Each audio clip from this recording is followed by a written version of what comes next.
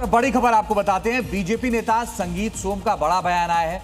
वो कह रहे हैं समाजवादी पार्टी और कांग्रेस डबल डिजिट में भी नहीं आएंगी। 2027 के चुनाव को लेकर उन्होंने ये अहम बयान दिया है और ये कहा है कि कांग्रेस और समाजवादी पार्टी डबल डिजिट में भी नहीं आएंगी। उन्होंने ये कहा कि बंगाल में पहली बार भारतीयों ने सरकार बनाई, इससे पहले बंगाल में आतंकी सरकार बनाते थे।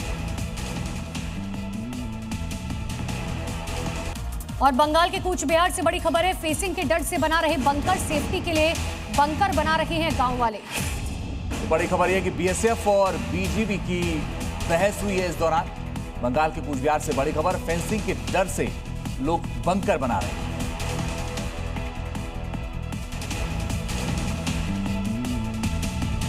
और बड़ी खबर आपको बता दें, पश्चिम बंगाल में अवैध रूप से रह रहे बांग्लादेशियों के खिलाफ सरकार ने कार्रवाई शुरू कर दी। पश्चिम बंगाल की बीजेपी सरकार की पहचानो, हटाओ और वापस भेजो की नीति के तहत कार्रवाई कर रही है। पश्चिम बंगाल की शुभेंदु सरकार ने बांग्लादेशियों को डिपोर्ट करने का ऐलान किया है। बंगाल की दो तस्वीरें देखिए कैसे अवैध बांग्लादेशी दहशत में हैं।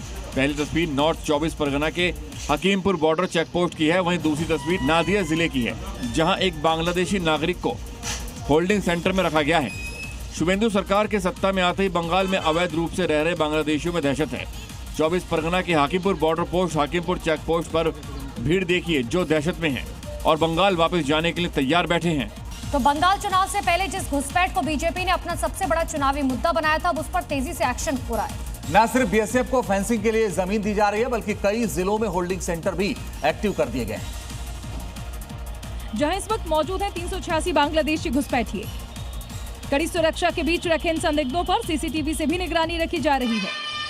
ये मालदा और जलपाईगुड़ी में बनाए गए होल्डिंग सेंटर हैं। ऐसे 11 होल्डिंग सेंटर पूरे राज्य में स्थापित किए गए हैं, जो बरुईपुर, सुंदरबन, बसीरहाट, बोगांव, बरासत, मुर्शिदाबाद, जंगीपुर, कृष्णानगर, मालदा, कूच बिहार और दक्षिण दिनाजपुर में मौजूद हैं, जिन पर शाह की सीधी नजर है। और बंगाल के बैरकपुर से इस वक्त की बड़ी खबर आपको बताते हैं, टीटागढ़ नगर पालिका से सामूहिक रिजाइन का मामला सामने आया है। पार्षदों का एक साथ टीएमसी से इस्तीफा, नगर पालिका अध्यक्ष ने भी इस्तीफा दिया। हार के बाद संपर्क न कर सकने से नाराज थे।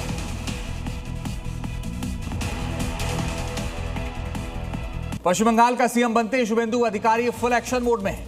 अब उनकी रडार पर सालों से कब्जा की हुई जमीन है, जहां पर राजनीतिक पार्टियों ने अपने ऑफिस खड़े कर लिए हैं। आसनसोल में एक हफ्ते के अंदर ऐसे ही पार्टियों के ऑफिस पर बुलडोजर गज जाए। पहले बुलडोजर की रडार पर आसनसोल में अवैध तरीके से बने टीएमसी के ऑफिस आए, जिनको बुलडोजर ने जमींदोज कर दिया। अब एक हफ्ते के अंदर ही बुलडोजर ने अवैध कब्जे वाले कांग्रेस और लेफ्ट के ऑफिस को भी मिट्टी में मिला दिया है।